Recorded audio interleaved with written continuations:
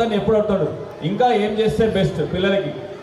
ఇందాక ప్రిన్సిపల్ గారు చెప్పారు పిల్లలందరూ ఎక్కడ ఏమేమి చేస్తారు, చాలా విజిట్స్ కానీ, రాష్ట్రపతి నిలయం కానీ, సైన్స్ డే కానీ, ఎగ్జిబిషన్ కానీ, రకరకాలుగా టూర్ ప్రోగ్రామ్స్ కానీ ఎన్నో రకాలుగా చాలా అవకాశాలు ఇస్తూ పిల్లలందరూ కూడా ప్రతి విషయంలో పిల్లలకు టచ్లో ఉండాలని చెప్పేసి చాలా నాణ్యతమైన విద్యను అందిస్తున్నారు. నేను చాలా అబ్జర్వ్ చేస్తూ ఉన్నాను. ఎందుకంటే ఈ యాక్టివిటీస్ కాకుండా అదర్ యాక్టివిటీస్లో ఎవరైతే ఇంకా స్పోర్ట్స్ యాక్టివిటీలో ఎవరైనా ఉన్నారా, అదర్ కల్చర్ యాక్టివిటీస్లో ఎవరైనా ఉన్నారని చెప్పేసి చాలా అనుక్షణం తప్పిస్తూ ఏది చేస్తే బెస్ట్, ఏది చేస్తే పిల్లలు ఎదుగుతారు అనే కాన్సెప్ట్తో ముందుకు పోతున్నటువంటి మా మిత్రుడు, ఇంకా మంచి మంచి కాన్సెప్ట్తోని మీ పిల్లల్ని ఖచ్చితంగా మంచి భవిష్యత్తు కోసమే ఆయన అహర్నిశం తపన పడతామని చెప్పేది మీ అందరూ కూడా నేను, ఎందుకంటే నా చిన్నప్పటి నుంచి అతన్ని చూస్తున్నాను కాబట్టి నేను కూడా అతని తరఫున 100% హామీ ఇవ్వగలుగుతాను. మీ పిల్లలకు మంచి భవిష్యత్తు ఇవ్వడానికి. అలాగే ఫ్యాకల్టీ కూడా, టీచర్స్ కూడా మంచి మంచి బెస్ట్ ఫ్యాకల్టీని కూడా ఆయన సెలెక్ట్ చేసుకోవడం జరిగింది. చాలామంది చూస్తారు ఇక్కడ కానీ ఈవెందో ఆలియా స్కూల్లో కూడా చాలా మంచి ఫ్యాకల్టీని ఆయన సెలెక్ట్ చేసుకొని వాళ్ళందరూ కూడా మంచి మా స్టూడెంట్స్ అందరికీ కూడా మంచి టీచింగ్ ఇవ్వాలని చెప్పి కాన్సెప్ట్తో స్కూల్ స్థాపించడం జరిగింది. మిత్రుడు ఆంజనేయులకి మరొకసారి ఇక్కడికి మమ్మల్ని పిలిచి ఆహ్వానించినందుకు, అలాగే ఎప్పటికి కూడా మేము కూడా ఆయన విన్నంటే ఉంటాము. డెఫినెట్గా మీ తల్లిదండ్రులకు నేను అష్యూరెన్స్ ఇస్తాను, మీ పిల్లల్ని బెస్ట్ స్టూడెంట్స్గా మీరు తీర్చిదిద్దామని చెప్తూ ఈ అవకాశం ఇచ్చిన నా మిత్రులకి, అలాగే టీచింగ్ యాజమాన్యానికి, మిగతా వాళ్ళందరికీ కూడా నా హృదయపూర్వక నమస్కారం తీసుకొని తెలియజేస్తున్నాను. Thank you Anji. ధన్యవాదాలు మిత్రమా, థ్యాంక్ యూ వెరీ మచ్. అదేవిధంగా మన సిఐ చందానగర్లో సిఐగా బాధ్యతలు నిర్వహిస్తూ ప్రస్తుతం ఈ యాన్యువల్ డేకి విచ్చేసినటువంటి మా మిత్రుడు, ఒక 15 సంవత్సరాలుగా కలిసి మేము జర్నీ చేస్తున్నాం. నర్సాపూర్లో కావచ్చు, నేను అక్కడ జూనియర్ కాలేజీ స్కూలు ఎస్టాబ్లిష్ చేయడం జరిగింది 15 years బ్యాకే. అక్కడి నుంచి మా జర్నీ స్టార్ట్ అయింది. మరి నా జర్నీలో అనేక సందర్భాల్లో అనేక విషయాల్లో నాకు వెన్నంటే ఉంటూ నా మిత్ర బృందం కావచ్చు, ఈవెన్ నా పేరెంట్స్ కావచ్చు, నాతో జర్నీ చేసేటువంటి ప్రతి సహచరుని కావచ్చు, ఏ ప్రాబ్లం ఇచ్చినా ఎప్పుడైనా నేను మొట్టమొదట కాల్ కొట్టేది మా సిఐ మిత్రుడు పాలవేలి గారికే.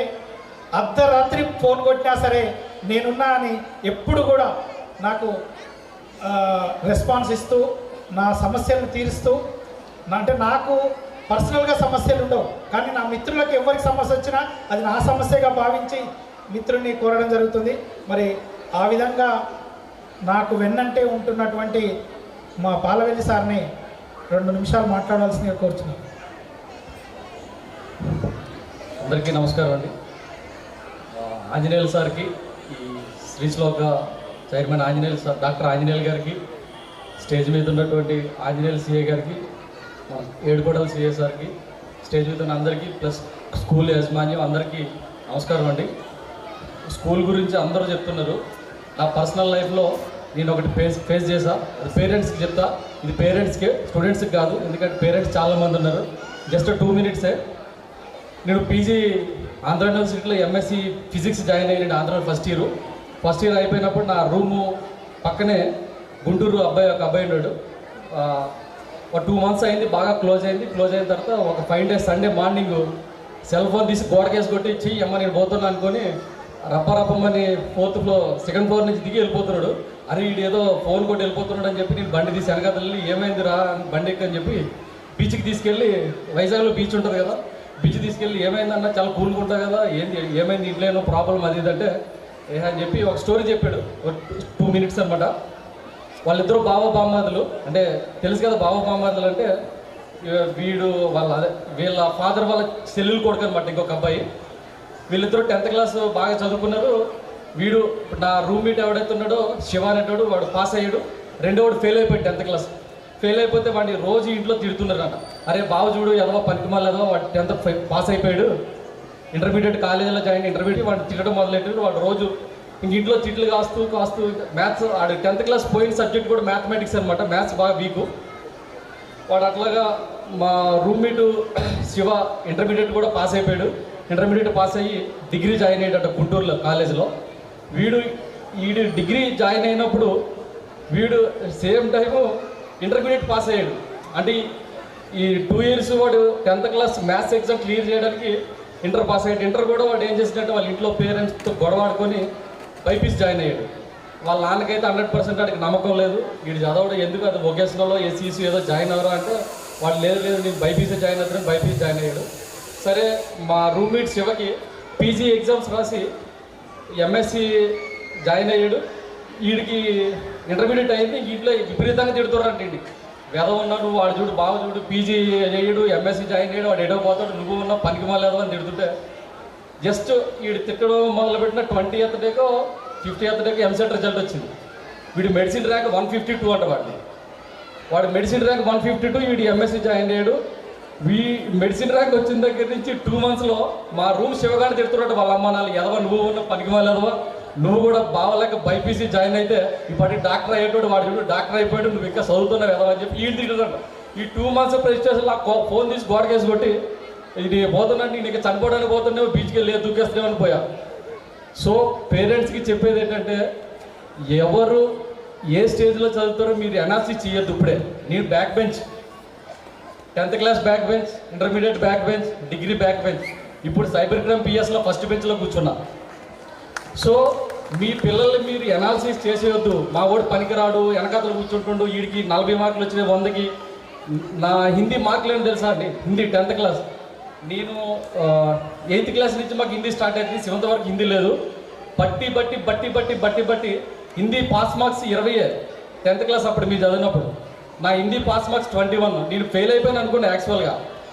సో మీరు ఎవరిని అనాలిసిస్ చేయొద్దు. మా ఓన్ బ్రదర్ ఉంటాడు, ఇక్కడే సాఫ్ట్వేర్ చేస్తున్నాడు, వాడు ఇప్పుడు నెలకి 4 lakhs per month. వాడు కూడా సేమ్ 10th క్లాస్ రిజల్ట్ వచ్చే రోజు నేను మా ఊర్లో ఉన్నామన్నమాట. వాడు 10th క్లాస్ రిజల్ట్ ఈరోజు వస్తుందంటే రాత్రి నుంచి ఏడుస్తున్నాడు. సరే ఏమైందిరా అంటే నేను ఫెయిల్ అవుతారు అన్నయ్య, గ్యారంటీగా డాడీ తిడతారు, మమ్మీ తిడతారు అని చెప్పి ఫెయిల్ అవుతుంటే అరే ఎందుకేం ఫెయిల్ అవ్వలేరా చూద్దాం లేరా అంటే వాడు 10th క్లాస్ మార్కులు జస్ట్ 3rd క్లాస్ అనమాట. అన్ని పాస్ మార్క్స్ 37, 38, 42 అన్నీ అంతే. జస్ట్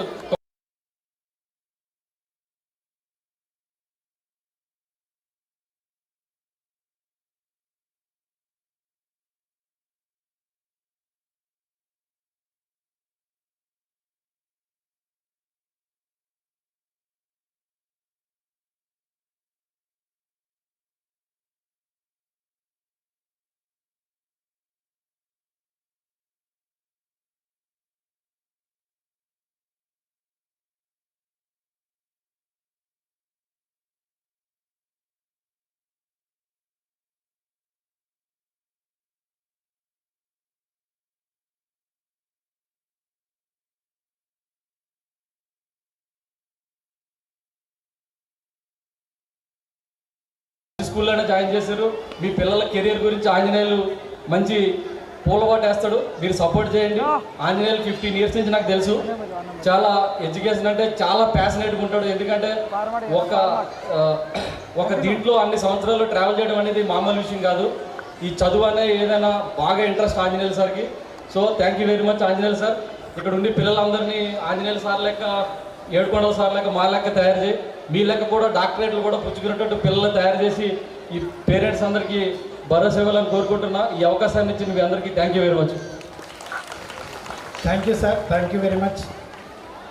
ఇక యాక్చువల్గా చెప్పాలంటే ఈరోజు మన యాన్యువల్ డే ప్రోగ్రామ్కి స్పీకర్గా పిలవడం జరిగింది. మరి ఫస్ట్ అందరు ఉన్నప్పుడే మాట్లాడాల్సిన వ్యక్తి మరి నా పక్కనే ఉన్నటువంటి వ్యక్తి కొండల్ సార్. ఇక ఆయన గురించి చెప్పాలంటే ఆయన గురించి ఒక వీడియో వేసిన తర్వాత చెప్తాను. దానికంటే ముందు మరి మన స్కూల్లోనే గతంలో మ్యాథ్స్ టీచర్గా, ఎక్స్ ప్రిన్సిపల్గా బాధ్యతలు నిర్వర్తించినాక మరి పోలీసు ఉద్యోగం రావడం జరిగింది. మరి ప్రిన్సిపలే కాకుండా నాకు గతంలో నా స్టూడెంట్కి కూడా ఉండి ఇక్కడ టీచర్గా, ప్రిన్సిపల్గా చేసి విధులు నిర్వహించి పోలీసు ఉద్యోగం వెళ్ళినటువంటి మా శేఖర్ని ఈ సందర్భంగా 2 నిమిషాలు మాట్లాడవలసిందిగా కోరుతున్నాను. ముందుగా అందరికీ శుభ సాయంత్రం. ఇక్కడ వేదికపై ఉన్నటువంటి ఆల్ డిగ్నిటరీస్కి ముందుగా కొద్ది రోజుల ముందు డాక్టరేట్ పొందినటువంటి మా గురువుగారు శ్రీ డాక్టర్ ఆంజనేయులు సార్ గారికి అందరికీ కూడా పేరు పేరున కృతజ్ఞతలు, మా గురువుగారికి శుభాకాంక్షలు కూడా. సో స్కూల్ అనేది మన సమాజాన్ని నిర్మించే ఒక భాగం. అందులో అట్లాంటి స్కూళ్ళలో మన shloka school one of the school. అందులో నేను ఒక టీచర్గా వర్క్ చేసినందుకు చాలా గర్విస్తున్నాను. అలాగే టీచర్ అనేవారు నిరంతర విద్యార్థిగా ఉంటూ వాళ్ళ పిల్లల భవిష్యత్తును రూపుదిద్దడంలో ముందుంటారు. కానీ ఒక చైర్మన్గా ఉంటూ కూడా మన ఆంజనేయులు సార్ గారు నిరంతర విద్యార్థిగా ఉంటూ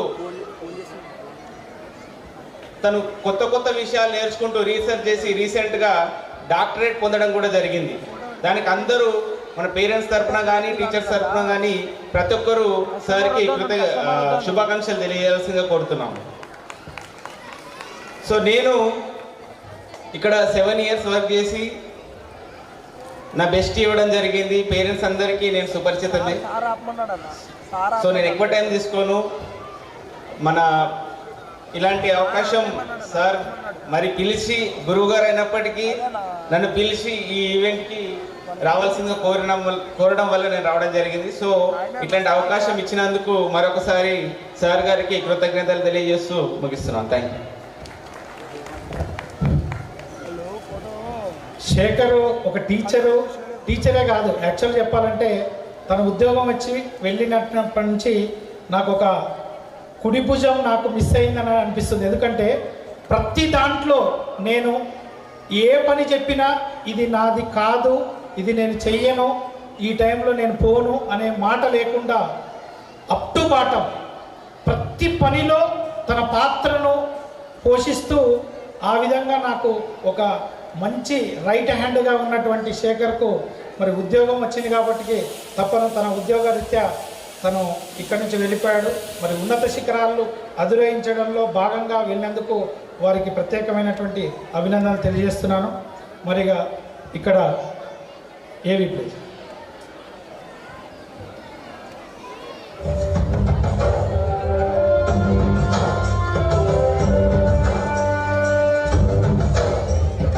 అనుకుంటే కానిది ఏమున్నది, మనిషి అనుకుంటే కానిది ఏమున్నది, చలితీనే ఆదర్శం పని కాదా నీ దైవం, ఆయువే నీ ధనం ఆశయం సాధనం, చేయనా సాహసం ఈ జయం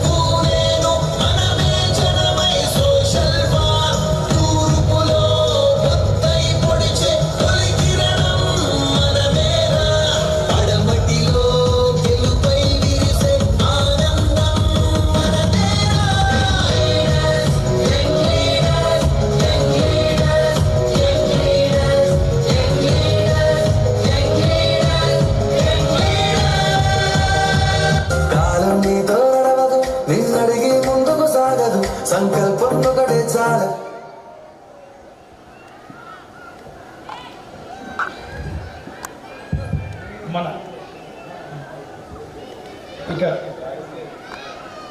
మన సిఐ కొండల్ సార్, ఆయన గురించి ఒక్కటి రెండు మాటల్లో చెప్తాను. అక్కడ ఉన్నటువంటి విద్యార్థులందరూ ఎవరో కాదు, తన వృత్తిలో వచ్చినటువంటి జీతం ఏదైతే ఉందో ఆ జీతంలో 50%ని విద్యార్థులకు వాళ్ళ యొక్క భవిష్యత్తు కోసం, స్టడీ మెటీరియల్ కోసం కావచ్చు, వాళ్ళ యొక్క group 1, group 2, SI, constable, teachers, అనేక రకాల ది ఫౌండర్ ద మిషన్, ఒక మిషన్ని ఏర్పాటు చేసి ఆ మిషన్ ద్వారా నిరుద్యోగ విద్యార్థులకు ఉద్యోగాలను అందించేటువంటి ఒక మిషన్ తయారు చేస్తున్నటువంటి వ్యక్తి. ఆ మిషన్ ద్వారా 7,500 మందికి ఉద్యోగాలు వచ్చినాయి. అర్థం చేసుకోండి. రీసెంట్గా ఇంకా నేను అతని వీడియోస్ ప్లే చేస్తే డేట్ మారుతుంది, నెక్స్ట్ డే పోవాల్సి వస్తుంది. మనం నాగర్ కర్నూలులో తన బాధ్యతలు నిర్వర్తించి రిలీవ్ అవుతున్నటువంటి క్రమంలో అక్కడ విద్యను అభ్యసించినటువంటి మిషన్ స్టూడెంట్స్ ఆయనకు పలికినటువంటి ఘనమైనటువంటి వీడుకోలు అంటే ఒక్కసారిగా నాగర్ కర్నూలు జిల్లా మొత్తం శోక సముద్రంలో మునిగిపోయింది. ఇట్లాంటి ఉన్నతమైనటువంటి వ్యక్తి, ఇట్లాంటి మా అభివృద్ధికి బాటలు వేసేటువంటి వ్యక్తి మా నుంచి విధిలో భాగంగా, తన డ్యూటీలో భాగంగా రీసెంట్గా ఇక్కడికి మల్కాజ్గిరికి రావడం జరిగింది. మరి మన విద్యార్థులతో కానీ తల్లిదండ్రులతో కానీ మున్ముందు అనేక రకాల కార్యక్రమాల్లో పార్టిసిపేట్ చేయడం జరిగింది. మరి వారి గురించి ఎంత చెప్పినా తక్కువే.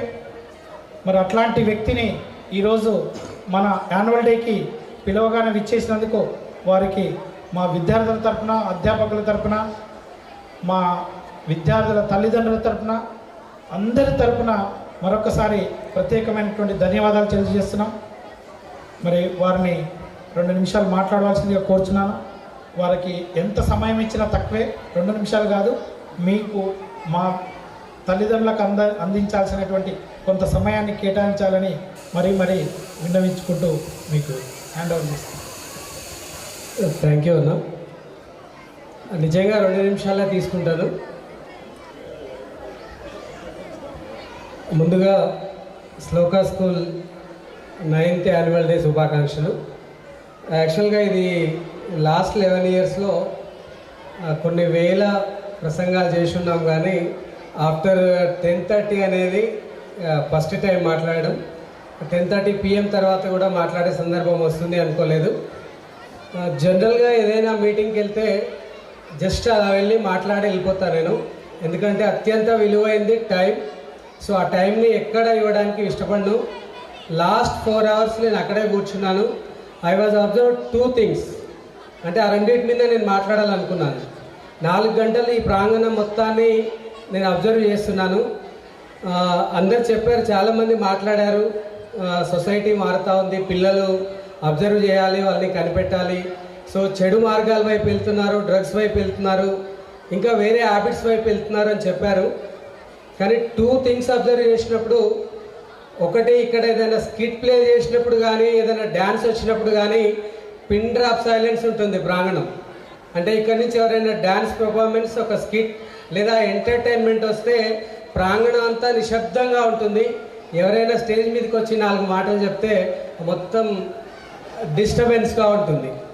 సో ఎందుకు డిస్టర్బెన్స్గా ఉంటుంది అంటే, ఆ టీచర్స్ అందరూ మనం చూసాం, నిజంగా సినిమా వాళ్ళు కూడా అంత బాగా యాక్ట్ చేయరు, అంత బాగా డ్యాన్స్ చేయరు. వాళ్ళని గైడ్ చేసినటువంటి టీచర్స్ నేర్పిస్తే వాళ్ళు అంత బాగా యాక్ట్ చేస్తారు ఇక్కడికి వచ్చి. కానీ మిగతా విషయాల్లో స్టూడెంట్స్ అన్ని విషయాల్లో అంత పర్ఫెక్ట్గా వెళ్ళట్లేదు.